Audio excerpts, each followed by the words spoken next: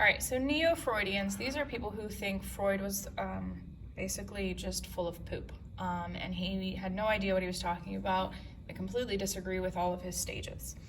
So we start with, there we go, the evaluation of how Freud's theories actually work and how they don't work. So they're unscientific, they're internal, there is surveys, they're not, there's too much focus on the unconscious, which we cannot scientifically evaluate. Freud used case studies of a specific group of people, white middle-class people, and it's not representative of the whole population. So he's looking at just what back then was called a WASP, a white Anglo-Saxon Protestant, and they made more money, but not enough money to be rich, and so that's the biggest issue there. Some strengths, it did push the idea that personality and behavior we can study them, and that's really important. And then we have the increased society's awareness of the emotional needs of kids, and that's a big deal, y'all.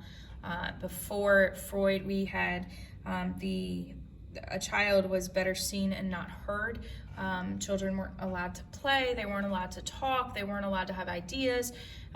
So they had everything repressed until they were older. Whereas moving forward after Freud, we're going to have more information about what kids actually need in their life. So we have Carl Jung. He is going to look at all of the unconscious. He still says that the unconscious is important. He just is going to look at it from a different perspective. He's going to say that the personal unconscious, what you have unconscious, is very different from the individual, and he's going to want to look at how shared symbols and religious behavior or religions affect your behavior. So does somebody who grew up in the same neighborhood but has completely different religions, do they act the same? Is their personality the same? Are the traits the same? And so what he says is that the collective unconscious becomes filled with archetypes or stereotypes. These archetypes can be broken down, and some of the most relatable ones, the ones that we see the most, are going to be the male and female gender roles, archetypes.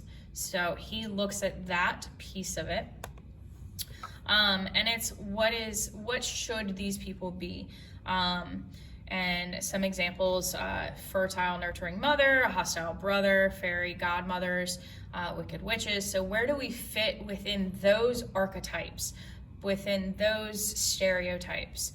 And you can find these archetypes across cultures and religions and everything. The difference comes in the stories. What is the archetype for Santa? What is the archetype for a witch? What is the archetype for a shaman? The words are different, the meanings are different. Where does it change? And that's what Jung is going to look at. What he keeps looking at is those unconscious beliefs, those archetypes are going to change who we are. So if you grew up hearing that the Easter Bunny was actually a fairy, are you going to be more likely to believe in nature and the importance of nature? Or are you going to just say, well, that's just a crock of poop and we need to go back to the Easter Bunny? But what Jung's going to say is that our consciousness is going to be pushed into 4 different functions, and how we can how we view the world from those pieces. So our emotions, our gut feelings, what we feel like touch-wise, taste-wise, our sensations, and then what do we think? And that's actually what's going to be looked at. The problem is it's too mystical. Just like Freud, we cannot scientifically look at that type of stuff, because that's again a survey, that's again an internal question, and that's not repeatable from person to person with the same guidelines, because you might read a sentence and think one thing, and I could read it and think something completely different. So then we have Adler, and Adler is an interesting human because, he talks a lot about the inferiority complex, and this plays a really big piece into insecurities and self-consciousness, and we have to not have these feelings because they make us a worse human. And he looks at the ability to overcome those, and the reason we are the way we are is because we don't want to feel inadequate. We don't want to feel insecure and think that our sisters are better than us because they got better grades. So there's that piece that he says that's why your personality, it's not just a specific conflict, it's the conflict within yourself to be better. Karen Horney, she's going to focus on childhood, just like Freud. However, she's looking at social relationships. So this says parent-child. It actually can be an adult, any adult that helps raise you and the child. And that's where your personality is gonna come from and how it's going to work through it. She says there is an unconscious feeling of anxiety when you watch people be treated like poop, or if you see somebody angry, we automatically have that feeling of anxiety, and we want to figure out how to deal with it. And that, along with watching our social relationships, is what's going to move us towards a better personality, and having love in and not specific love, but love in general as a human, as a child, will lessen the anxiety and make you feel more wanted and more secure in who you are. Erikson, we're back to Erik Erikson. Erikson talks about the social relationships as well, and talks about how he believes your personality is going to come from that. And we actually make our own decisions about how we act. It's not a habit. It's not something ingrained in us. He says that we can change that and make meaningful choices. The problem comes with the fact that it's an 8-stage, it's a lifelong process, and that those traits are going to go through life with you. And you are going to have to handle both the positive and the negative. Here it is. So we have trust versus mistrust, and he breaks it down by ages again. You have to trust as a kid that you're going to have food in your belly. That doesn't have anything to do with the social relationship, according to Erikson, but it's that you have food in the fridge or in the pantry. Autonomy versus shame and doubt. Now this is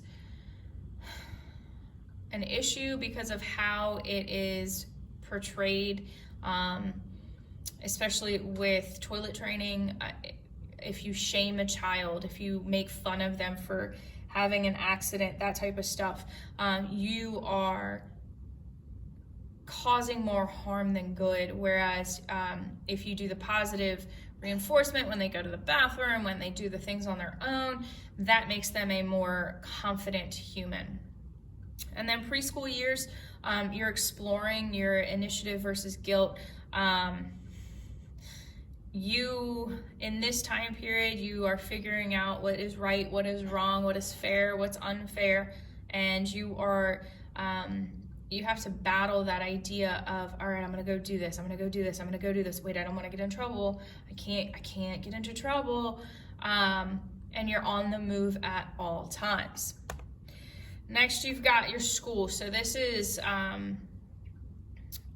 until about middle school, industry versus inferiority. This is, all right, I need to get best at this. I need to be good. I need to do this. I need to do this. And it's still that focus on school and outside relationships, but it's not going to be as driven by your sexuality. And same with the adolescence and social relationships. 13 to 16, y'all are prime examples of this for the most part, connecting what you can do, what you created in yourself, what skills you've learned, and becoming a person, an individual identity. Who are you? And role diffusion, which means just what group of friends do you fit in with? And that's really interesting, especially as a high school teacher, to watch the growth from 9th to 12th grade and seeing how your own identity changes and how it can affect your job choices or decisions later on. And then you have from 19 to 30, intimacy versus isolation. These are actual relationships, not just one night stands, although those could be part of it, but it's not going to be all of it. It's, can you commit to another human? Can you be faithful? Can you do these things to or with another human and make a life? And then you have middle adulthood. You want to be wanted. You need the encouragement. You need all of the good stuff. Be creative. Or are you working to live, or are you living to work? And it's that idea of, where do you fit? And as a parent, do you lose your identity in that? Do you become just this mechanical person? Reflection on life is late adulthood, and that could be anywhere from 50 and up. It could be lower. Integrity versus despair. And this one's changed a lot over the last few years, last decade or so, because of the life expectancy of people and the ability to do things after. A lot of people are coming into second or third careers. They're using their past experiences to share their wisdom on younger generations. Some people are going through midlife crises. Other people are looking at empty nest syndrome, that type of stuff. So what did I do as a human within that life period that left my mark on the world?